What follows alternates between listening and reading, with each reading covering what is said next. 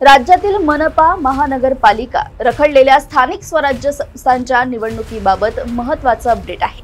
राज्य निवडणूक आयोग आज सायंकाळी पत्रकार परिषद घेत आहे। या पत्रकार परिषदेत निवडणूक आयोगाकडून स्थानिक स्वराज्य संस्थांच्या तारखा जाहीर होण्याची शक्यता आहे। निवडणुका जाहीर झाल्यास आजच आचारसंहिता लागू होणार आहे। दुपारी 4 वाजता ही पत्रकार परिषद होणार आहे। यावेळी निवडणूक कार्यक्रमाची घोषणा केली जाण्याची शक्यता असून यानंतर लगेचच महाराष्ट्रात आचारसंहिता लागणार आहे। या काळात कोणतीही लोकप्रिय घोषणा, विकास कामे केली जाणार नाहीत। सुमारे 1.5-2 महिने ही प्रक्रिया सुरू राहणार आहे।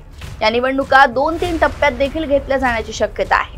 सुरुवातीला नगरपालिका आणि नगरपंचायतींच्या निवडणुका होतील, यानंतर जिल्हा परिषदा आणि पंचायत समित्यांच्या निवडणुका लागतील व त्यानंतर महानगरपालिकांच्या निवडणुका लागण्याची शक्यता आहे। यामध्ये बदल देखील होऊ शकतो। सर्वोच्च न्यायालयाच्या आदेशानुसार 31 जानेवारी पूर्वी सर्व स्थानिक स्वराज्य संस्थांच्या निवडणुका घेणं बंधनकारक आहे। अशातच विरोधी पक्षांनी मतदार याद्यांमध्ये घोळ असल्याचा आरोप केलाय। मनसेसह महाविकास आघाडीचं शिष्टमंडळ निवडणूक आयोगाच्या अधिकाऱ्यांच्या भेटीसाठी दिल्लीत दाखल झाले। जोपर्यंत मतदारांची सुधारित यादी होत नाही तोपर्यंत स्थानिक स्वराज्य संस्थांच्या निवडणुका घेऊ नयेत अशी शिवसेनेची म्हणजेच उद्धव बाळासाहेब ठाकरे पक्षाची मागणी आहे। दिल्लीत माध्यमांशी बोलताना मनसेचे नेते बाळा नांदगावकर म्हणाले की लोकशाहीच्या मार्गाने सर्व प्रयत्न केले आहेत। सर्व याद्या व्यवस्थित घेऊन निवडणूक घ्याव्यात अशी आमची मागणी आहे।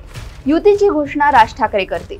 महाविकास आघाडीसह मनसेनं 1 नोव्हेंबर रोजी मुंबईत सत्याचा मोर्चा काढून निवडणूक आयोगावर गंभीर आरोप केले। या मोर्चात राष्ट्रवादी शरदचंद्र पवार पक्षाचे अध्यक्ष शरद पवार, माजी मुख्यमंत्री उद्धव ठाकरे, मनसेचे अध्यक्ष राज ठाकरे, काँग्रेसचे ज्येष्ठ नेते बाळासाहेब थोरात आणि राष्ट्रवादी शरदचंद्र पवार पक्षाच्या खासदार सुप्रिया सुळे यांच्यासह महाविकास आघाडीचे अनेक नेते सहभागी झाले होते।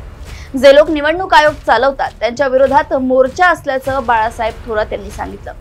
विधानसभेसाठी वापरण्यात आलेल्या मतदार याद्यांमध्ये मोठ्या प्रमाणात घोळ असल्यानं याद्या दुरुस्त करा, त्यानंतरच स्थानिक स्वराज्य संस्थांच्या निवडणुका घ्या अशी त्यांनी मागणी केली आहे। आगामी स्थानिक स्वराज्य निवडणुकांमध्ये राज्यातील 29 महापालिका, 246 नगरपालिका, 32 जिल्हा परिषदा, 42 नगरपंचायती आणि 336 पंचायत समितींचा समावेश आहे।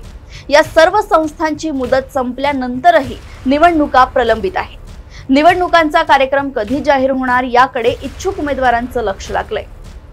अशाच अपडेट्स व घडामोडी मी ऐश्वर्या शिंदे तुमच्या समोर घेऊन येत राहील। तोपर्यंत बघत राहा देशोन्नती। नमस्कार।